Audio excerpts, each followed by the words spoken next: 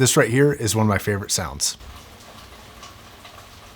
I actually moved from California to Washington a couple years back, and a big reason for that was the weather. I loved the rain. Now, if where I live wasn't as busy as this particular street is, I think I might actually leave that open for a video.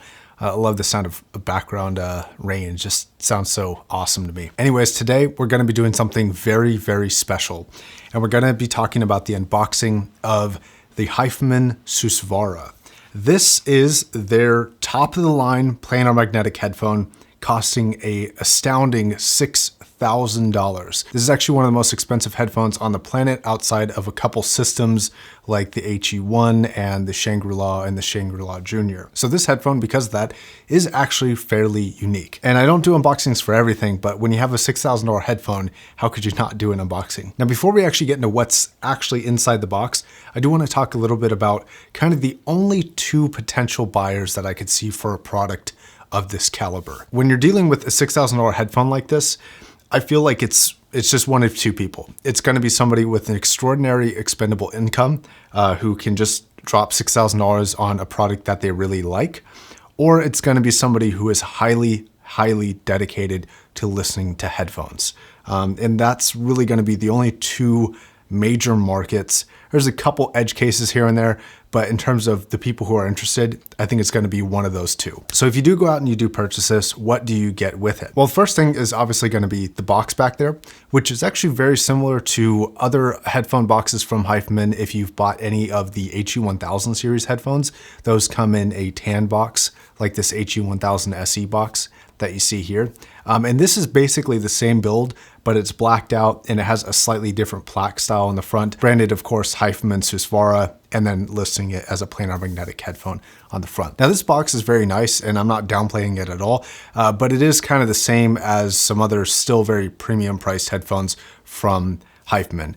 This is a box that is great for storage, but not so great for travel. And it is undoubtedly fairly well made and will protect your headphones if you store them in there. Now this one also comes with two cables. It comes with a long 1/4 inch cable and a long XLR cable, and it's coming in this slightly yellowish, slightly more transparent, super lightweight cable that Hifiman included with other headphones like their HE1000 SE. Now notably, the model that Hifiman loaned to me here is actually a show model, so I don't know if it includes everything, but with the HE1000 SE, it actually came with the short 3.5mm cable as well, whereas I only get the 2 from here. And then something that I found kind of funny on this was that the actual quote unquote user manual and user guide and warranty information is not really so much of a manual. This is legitimately a hardback book with pictures and graphs and information about the drivers that are underneath the grill, about how to adjust the headband, your basic, user guide stuff,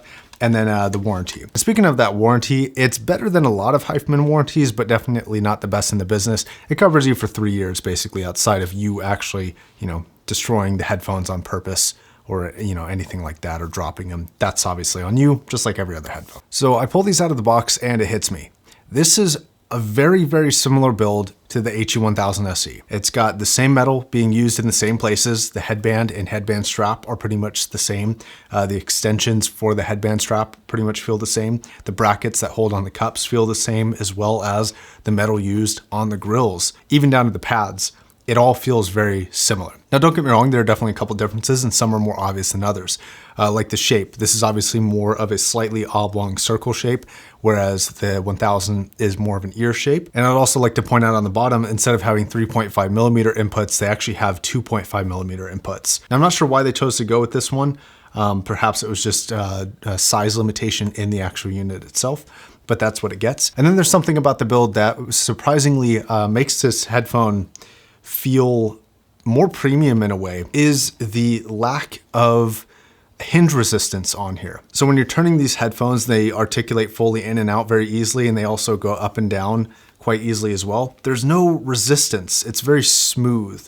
And it doesn't feel quite as resistive as the HE1000 SE. And in a way, this makes the headphone feel kind of looser, but at the same time, it also leaves it feeling a bit more premium, oddly enough. Now, another cool thing about this is inside the driver, it doesn't have this really dark mesh, so you can really see into the driver, which is gold. Like, it's a golden colored planar driver, and that is very, very unique. Now, I don't think I've seen that anywhere else. There might be an example or two, but I can't recall any right now.